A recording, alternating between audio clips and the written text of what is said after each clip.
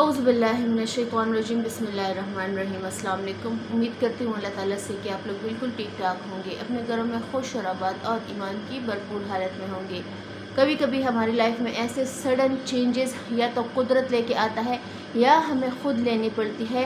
कभी कभी हम उन चेंजेस पर खुश होते हैं, लेकिन कभी हम उस चेंज को अडॉप्ट नहीं कर पा रहे होते, लेकिन कबूल नहीं कर पा रहे होते। बाद में हम ही कहते हैं कि अल्लाह तेरा शुक्र है कि ये चीज़ हमारे लाइफ में बवक्त हो गई है। वैसे ही एक चेंज है। वैसे तो मुझे उम्मीद है कि मेरे देखने वाले और सुनने वाले जितने भी हैं उन्होंने इस्तग़फ़ार भी शुरू कर दिया होगा, वो इस्तग़फ़ार भी करते होंगे डेली बेसिस पर, वो दुरूद पाक भी पढ़ते होंगे, वो सूरह बकरा भी पढ़ते होंगे और वो तहज्जुद गुज़ार भी होंगे।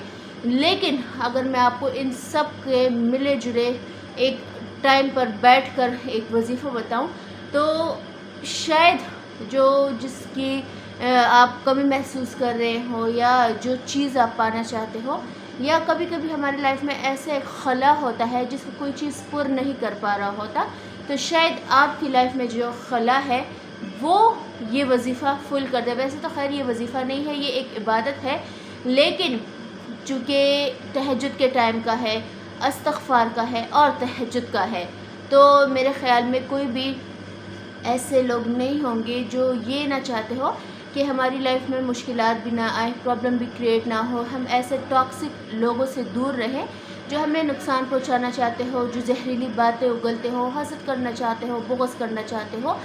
लेकिन जब आपको अल्लाह ताला सही टाइम पर एक सही चीज़ देने का फ़ैसला करता है, तो या तो आपकी लाइफ में कुछ लोगों को इंक्लूड कर देता है या कुछ लोगों को एक्सक्लूड कर लेता है। तो वैसे ही ये एक अमल है। जो लोग ये चाहते हो कि अल्लाह ताला जो भी कर रहा है वो हमारी बेहतरी के लिए कर रहा है, तो यकीन कीजिए कि आप बेहतरीन और कामिल मुसलमान हैं। अगर आप अल्लाह की दी हुई चीज़ों पर शुक्र बजा ला रहे हैं तो ये एक मुकम्मल और कामिल ईमान की निशानी है।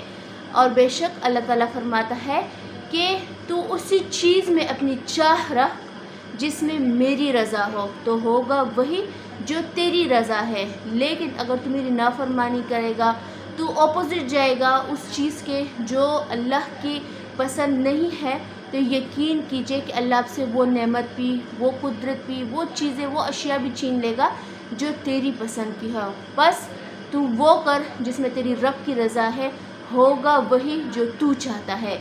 वैसे ही एक कामिल वजीफ़ा, मुकम्मल वजीफ़ा जो आपकी लाइफ को हर एंगल से जोड़ कर रखते, अपने रब से भी, दुनिया से भी, दीन से भी, आखिरत से भी, आपके बच्चों से रिलेटेड जो आपके मसले हैं, आपके लाइफ से रिलेटेड आपके मसले हैं, औलाद नहीं हो रही आपकी, ये वो अमल है जिसके एक हफ़्ता करने से, एक हफ़्ता भी नहीं 3 दिन करने से आपका अंदर की जो नेगेटिविटी है, आपके अंदर के जो नेगेटिव असरात है, जो नेगेटिव पीपल ने आपके ऊपर तारी किए हुए हैं, वो सब ख़त्म हो जाएगा और आप ऐसी ईमान वाली ज़िंदगी के लुत्फ़ अंदोज़ होंगे कि आप पछता रहे होंगे कि पहले क्यों नहीं हमने ये अमल किया। हालांकि अमल बहुत आसान है।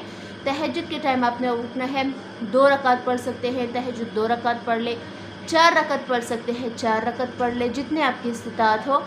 उसके बाद आपने इस्तग़फ़ार करना है अव्वल आखिर दुरूद पाक के साथ, जितनी आप इस्तग़फ़ार कर सकते हैं। कोई फ़िक्स तादाद नहीं है, कोई फ़िक्स काउंट नहीं है, जितना आप कर सकते हैं।